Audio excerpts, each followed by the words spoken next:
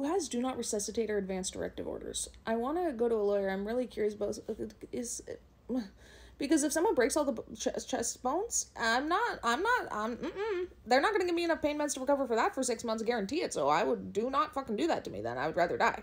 I've been researching medical assistance and the laws are just not strong enough for people to have rights over their body. It's crazy. Because I want to make a case for advanced MAiD for non-terminal conditions. Dude, everyone in my family dies in a car crash. If I am on the side of the road with my leg hanging on by a tendon, put me down before you put me in the damn ambulance and bring me to the hospital, because I'm not recovering from that. No way in hell am I recovering from that. The pain, I'm at my max capacity, bro.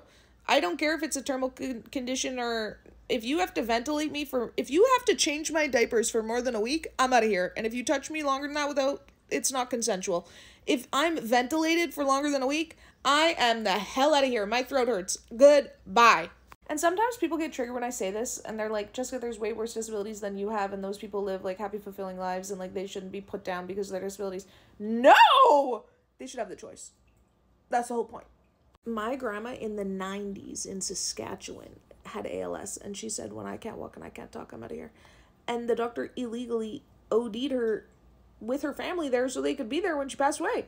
Like, that's how it should be. That shouldn't have been a crime that they committed, but amazing that they were able to have that opportunity.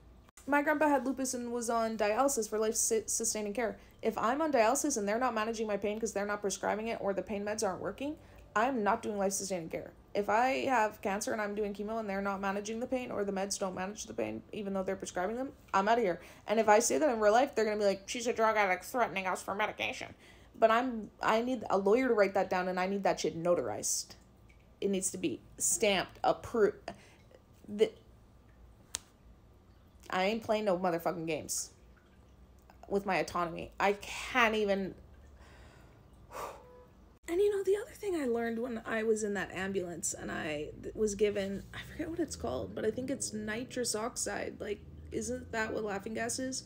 That shit worked within like 20 seconds.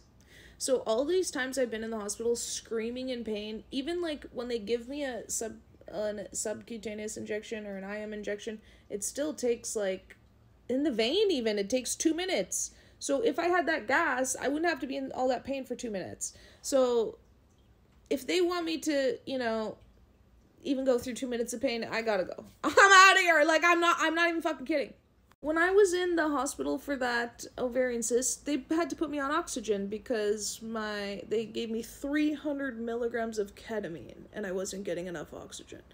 I should have had an advanced directive in place that they couldn't put that fucking oxygen on me because they didn't even document that happened. But they sure as hell would have if I had a fucking no oxygen order.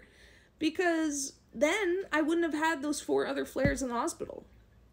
If I would have stopped breathing on the 7th, I would have not had to go through flares on the 8th and the 9th and the 12th. We would have cured the problem. They would have found a cure. But the whole problem is, even if you watch this video right now, even if a doctor watched this video right now, if they didn't have contacts, even if they did have full contacts, for fuck's sake, they have contacts every time I go there. They would assume right now through this whole video, if they were to like report on how the patient is doing, they would never even once think the word pain, headache, pelvic pain, knee pain, hip pain. That would never cross their mind. I look perfectly normal. When I was a teenager, I couldn't act like this in this much pain. They had to train me.